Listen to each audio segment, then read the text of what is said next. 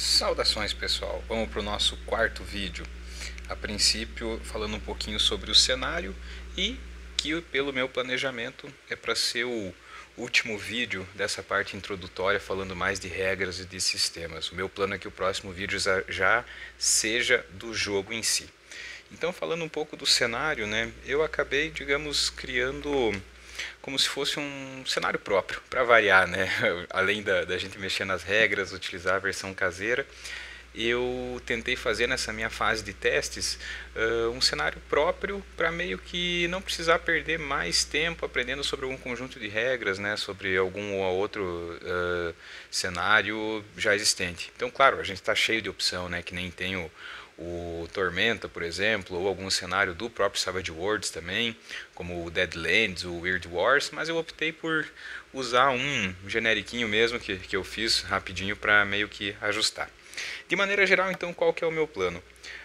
É um cenário de alta fantasia medieval, né? Então, até aí nenhuma surpresa, geralmente bem comum. Então, eu planejo usar bastante magia, poderes e demais características nesse sentido. E, basicamente, não fugir muito do padrão, tentar manter aquela área mais segura mesmo. Então, de maneira geral, o foco vai ser a questão assim de fazer um continente inicial, onde eventualmente vamos tendo essas primeiras aventuras, testes e talvez, conforme vai crescendo a história, a gente vai expandindo e ajustando de acordo. O plano, então, um cenário de alta fantasia medieval, aqui praticamente a tecnologia, né, ela foi substituída pela magia e, nesse cenário específico, pela questão da importância da mana, que aqui é encontrado na sua forma bruta, na forma de pedras, que justamente são utilizadas para a construção de baterias de mana e de mana líquida, como é conhecido, que é quando ela é misturado com outros recursos para formar como se fosse um combustível. Então isso significa o quê?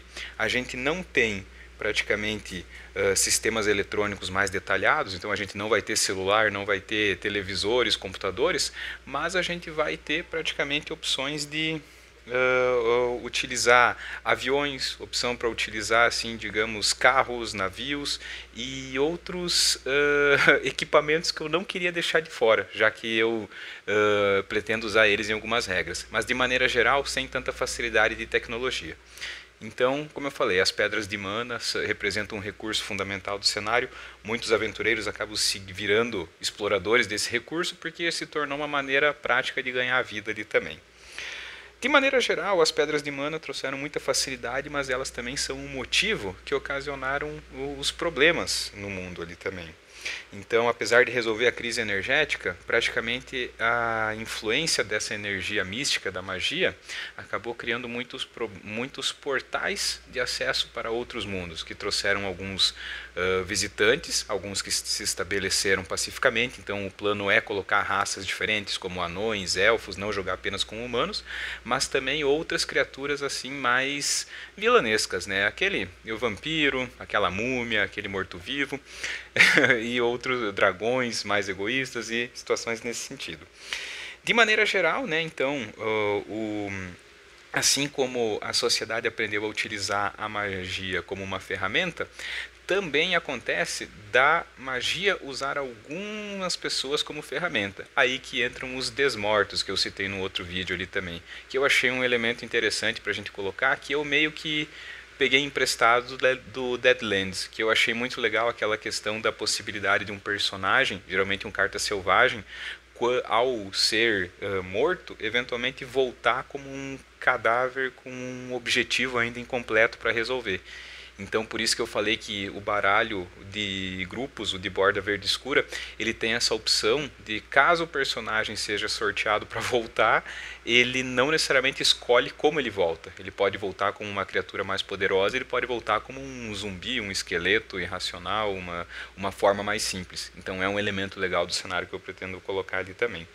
E já na questão narrativa, a gente tem dois grandes eventos que eu gostaria de colocar aqui também, que eu pretendo colocar no cenário já para a gente poder utilizar e testar e ver se funcionou.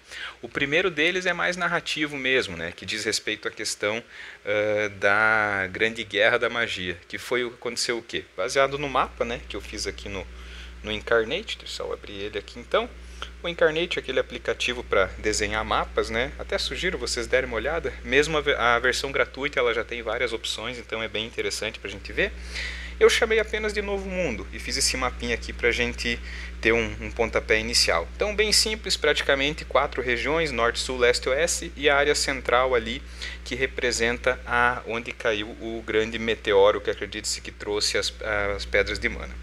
A região norte, então, ela acaba sendo bem focada mais na industrialização, não tem tanto a questão de magia, mas são várias pequenas áreas interligadas que facilitam bastante o comércio entre si. A região do leste, que é aquela cidade típica de alta fantasia medieval, aqui você tem tecnologia e você tem magia convivendo sem maiores problemas.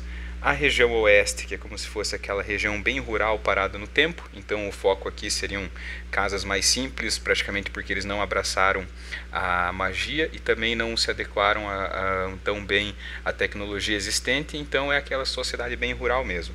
E a região sul, que é mais focada, digamos, nessa parte da magia, que é devido à concentração maior de pedras de mana, onde a gente acabou encontrando mais criaturas sobrenaturais. Então por isso que ela acaba sendo dominada por esses seres e não tanto por humanos. E a área central, como eu disse então, onde o meteoro caiu, e aconteceu a Grande Guerra da Magia, que foi um evento já resolvido e que trouxe muitas consequências, que envolveu o conflito de criaturas sobrenaturais, seres humanos bem equipados com equipamento mágico, né? E vários outros fatores que acabaram ocasionando uma destruição da área e que modificou até a geografia, principalmente levantando essa cadeia de montanhas ao redor. Hoje em dia essa área então reúne muito dos espólios de guerra e desses tesouros abandonados e perdidos na guerra. Então também acaba sendo um chamariz considerável para aventureiros.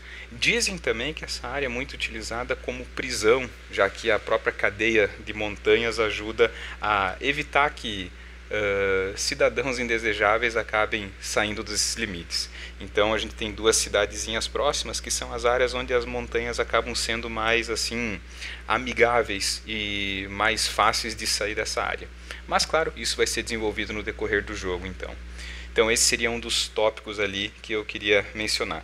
O outro diz respeito à questão de um conjunto de regras de um esporte, que eu pensei, se a gente precisa de entretenimento, se a gente vai ter um mundo novo, seria interessante algum tipo de esporte a ser utilizado ali no caso. Eu não desenvolvi um nome ainda, mas eu fiz todo um esquema de regras colocando ali, não sei se a imagem vai pegar bem aqui a quadrinha, mas resumindo, é como se fosse uma mistura de handebol com futebol americano, que você tem que pegar a bola e fazer atravessar o gol adversário para pontuar.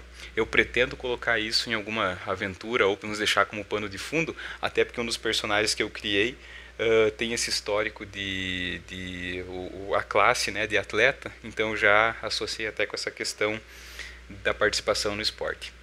Enfim, espero terminar com esse aqui os nossos vídeos introdutórios e a partir do próximo já começar com o jogo de fato. Então vamos ver se hoje eu consigo gravar ainda alguma coisa para depois postar. Isso aí pessoal, valeu então, até mais.